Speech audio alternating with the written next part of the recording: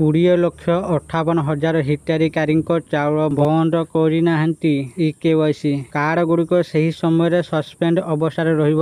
ଯଦି ଏହି ସମୟରେ ଲୋକ ଇକେୱାଇସି ନ କରନ୍ତି ତେବେ କାର୍ଡଗୁଡ଼ିକ କାଟିଦେବେ ସରକାର। ଆସିଲା ନୂଆ ଅପଡେଟ୍, ଚାଲନ୍ତୁ ଆଜି ଆମେ ଜାଣିବା ଏହି ଭିଡ଼ିଓ ମାଧ୍ୟମରେ। ତେଣୁ ଭିଡ଼ିଓକୁ ଆରମ୍ଭ କରିବା ପୂର୍ବରୁ ସମସ୍ତଙ୍କୁ ଅନୁରୋଧ, ଆମ ଚ୍ୟାନେଲକୁ ସବସ୍କ୍ରାଇବ୍ କରନ୍ତୁ। ଚାଲନ୍ତୁ ଭିଡ଼ିଓଟିକୁ ଆରମ୍ଭ କରିବା। ରାସନ କାର୍ଡ ପାଇଁ 20,58,000 ଲୋକ ଇକେୱାଇସି କରିନାହାନ୍ତି। ଯେଉଁମାନେ ଇକେୱାଇସି କରିନାହାନ୍ତି ସେମାନଙ୍କ ଚାଉଳ ବନ୍ଦ କରାଯାଇଛି। ରାଜ୍ୟ ସରକାର ପ୍ରତିକ୍ରିୟା ରଖି କହିଛନ୍ତି, ଖାଦ୍ୟ ଯୋଗାଣ ମନ୍ତ୍ରୀ କୃଷ୍ଣଚନ୍ଦ୍ର ପାତ୍ର କହିଲେ, ଇକେୱାଇସି କଲେ ସରକାର ସେମାନଙ୍କୁ ଚାଉଳ ଦେବେ। ଯେଉଁମାନେ ଇକେୱାଇସି କରିନାହାନ୍ତି ସେମାନଙ୍କ ପାଇଁ 3 ମାସ ଅପେକ୍ଷା କରିବେ ସରକାର। କାର୍ଡଗୁଡ଼ିକ ସେହି ସମୟରେ ସସ୍ପେଣ୍ଡ ଅବସ୍ଥାରେ ରହିବ। ଯଦି ଏହି ସମୟରେ ଲୋକ ଇକେୱାଇସି ନ କରନ୍ତି ତେବେ କାର୍ଡଗୁଡ଼ିକ କାଟିଦେବେ ସରକାର।